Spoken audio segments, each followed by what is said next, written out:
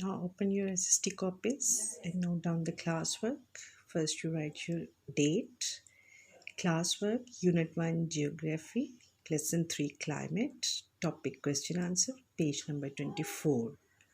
Question number 1 is, what is the importance of climate for a region?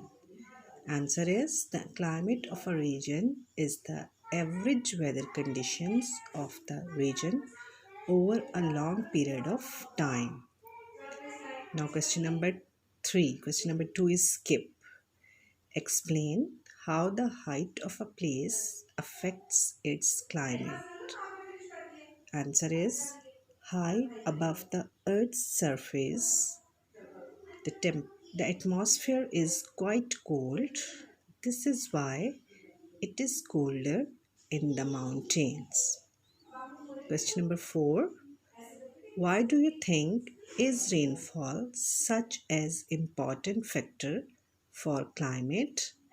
Answer is, rainfall is an important factor as it encourages plants growth.